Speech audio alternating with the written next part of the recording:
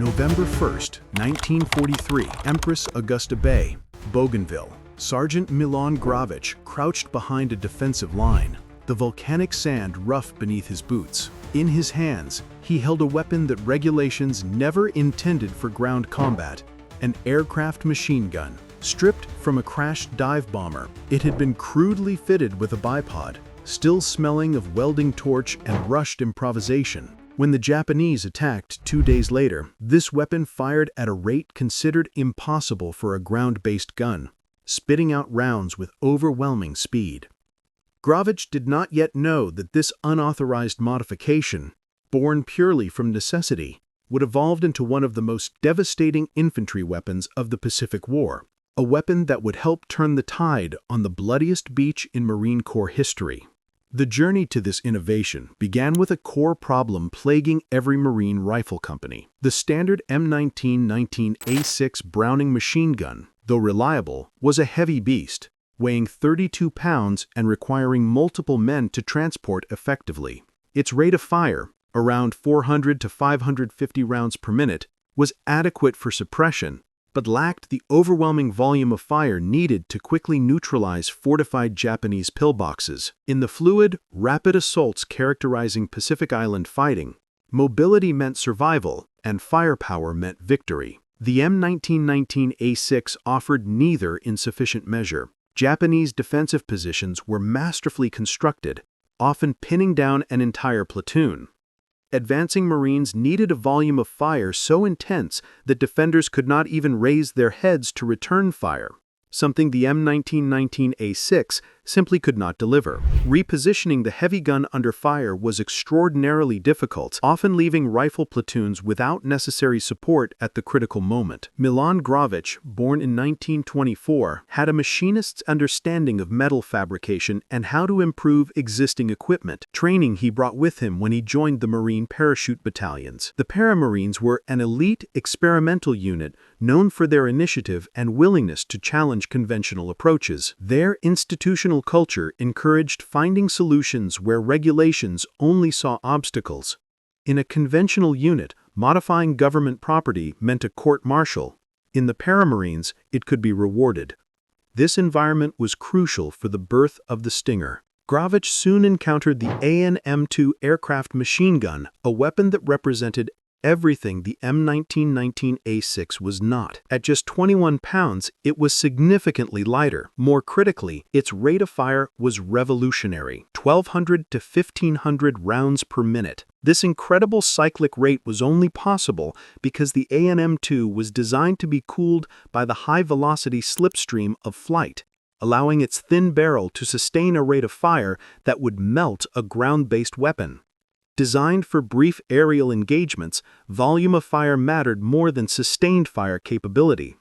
By late 1943, as American air superiority grew, these aircraft machine guns were becoming surplus, often salvaged from damaged planes. Enterprising Marines like Private William Colby during the Bougainville campaign were the first to see the opportunity. Colby salvaged an AN-M2, crudely adding a bipod to its muzzle while keeping the awkward spade grips. When the Japanese attacked 2 days later, Colby's weapon repelled the assault with devastating effect. Though it quickly overheated and was difficult to aim, its psychological impact was immediate and profound.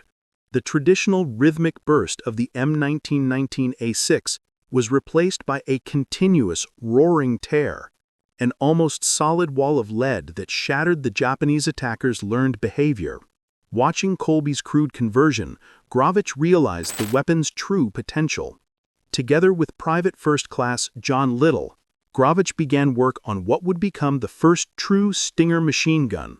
They started by fabricating a mechanical trigger from sheet metal, simple yet functional, to replace the useless aircraft solenoid system.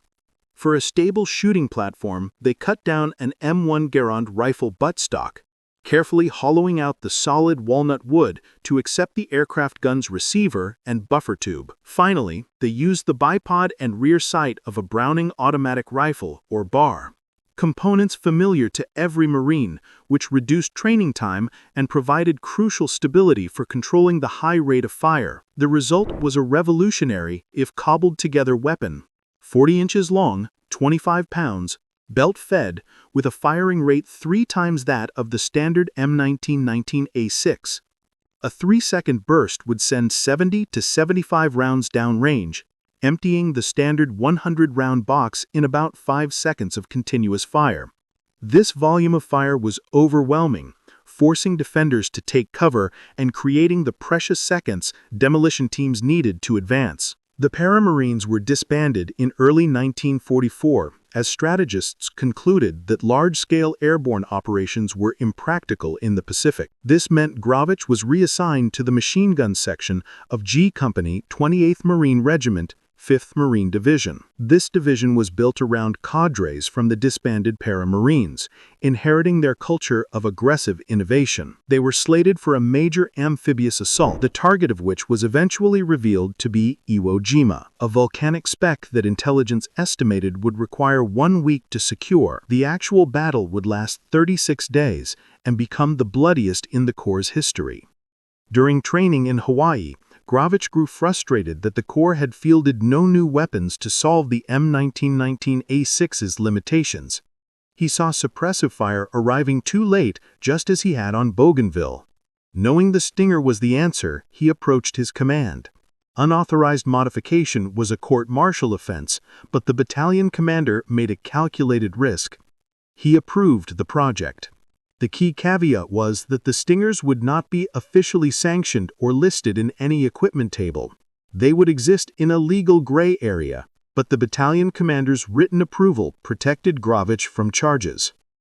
Gravich and Little scoured Hawaii for damaged aircraft, developing relationships with Navy and Marine aviation personnel to acquire the surplus AN-M2s. The construction process was meticulous, requiring precise cutting of Garand stocks, careful fabrication of the mechanical triggers, and custom brackets for the BAR components. The trigger mechanism in particular was a technical challenge, requiring a delicate balance of spring tension for positive feel without risking accidental discharge. The stockwork was painstaking, with Gravich slowly and carefully removing wood to ensure proper fit without compromising the structural integrity of the walnut. By January 1945, Gravich had completed 6 Stingers. Extensive testing revealed the Stinger's fundamental limitation, the overheating problem of the thin aircraft barrel. Gravich had to train his gunners in strict fire discipline, short bursts of 3 to 5 seconds maximum to allow the barrel to cool, as an overheated Stinger was useless. The 6 weapons were distributed strategically, 1 to each of G Company's 3 rifle platoons, 1 to the demolition section, 1 for Gravich himself, and the final Stinger went to a Marine from A Company, 28th Marines, Tony Stein. Tony Stein, born in 1921, had left high school during the Great Depression and secured an apprenticeship as a toolmaker. This training gave him an intimate understanding of precision, tolerances, and metal fabrication, practical knowledge remarkably similar to what was needed to modify the AN-M2. When he enlisted in the Marine Corps Reserve in 1942, he volunteered for the fiercest fighting. His skills and courage earned him selection for the elite Paramarines. After the battalions disbanded, he was assigned to the 5th Marine Division. Whether he assisted with the fabrication or simply maintained the weapon, Stein understood his Stinger intimately, knowing its capabilities and, critically, its limitations. The 5th Marine Division, part of a 70,000-man assault force, arrived at Iwo Jima in early 1945. The island was strategically vital, positioned to provide an emergency landing strip for B-29 bombers returning from Japan, and a base for fighter escorts. However, intelligence catastrophically underestimated the Japanese defenses. Lieutenant General Tadamichi Kuribayashi had 9 months to prepare. Recognizing that victory was impossible, his mission was not to win, but to inflict such horrific casualties that the Americans might reconsider invading the home islands. He completely abandoned the traditional beach defense. Kuribayashi ordered his 21,000 troops to burrow into the volcanic rock, creating an underground fortress with 18 kilometers of interconnected tunnels and hundreds of concealed interlocking pillboxes. His new doctrine was a stark break from tradition. No wasteful banzai charges or suicidal attacks. Every man would fight from cover, inflicting maximum casualties while preserving their lives as long as possible. They were to make the Americans pay in blood for every yard of rock. The pre-invasion naval bombardment, requested for 10 days, was only provided for 3. Thousands of shells and heavy bombs hammered the island. The Marines watched, confident that nothing could survive the inferno. They were terribly wrong. The bombardment was largely ineffective against the deep underground fortress. The Japanese, following Kuribayashi's strict orders, remained concealed, returning no fire, never revealing their positions. When the fire lifted on February 19th, Kuribayashi's forces emerged largely intact, their weapons functional. The invasion began at 9 a.m. The first obstacle was the beach itself. Not sand, but loose, black volcanic ash rising in 15-foot terraces. Men sunk to their knees, and vehicles immediately bogged down. For the first hour, there was silence, an eerie calm. Then, Kuribayashi unleashed the planned storm of fire, turning the beach into a meat grinder. This is where Tony Stein and his Stinger came into their own. Stein moved forward, realizing the enemy was not hiding on Mount Suribachi, but in the camouflaged positions directly ahead. He stood upright, exposed to fire, using himself as bait to draw fire and pinpoint the concealed pillboxes. Once he located a hostile gun, he would charge it. The Stinger proved devastating, its high rate of fire allowing him to pour 75 rounds into an 18-inch firing port in a 3-second burst, eliminating the defenders inside. Stein charged pillbox after pillbox, firing the Stinger from the hip in short, controlled bursts, a technique requiring tremendous strength and control. The immense volume of fire meant Stein constantly ran out of ammunition. Instead of waiting for the slow supply chain, he made 8 desperate trips back to the beach, running 100 yards through the killing zone to refill the Stinger's ammunition belts. Each time, he returned not only with ammunition, but also carrying or assisting a wounded Marine back to the aid station. He continued this until nightfall, his actions credited with providing the heavy suppressing fire that enabled his company to advance and saved numerous lives. On March 1, 1945, Stein, still fighting, used the familiar tearing roar of his Stinger to engage yet another position. As he concentrated on the target, a Japanese sniper, concealed in the interlocking defensive network, found him. The single round struck true, and Tony Stein fell dead in the black volcanic sand.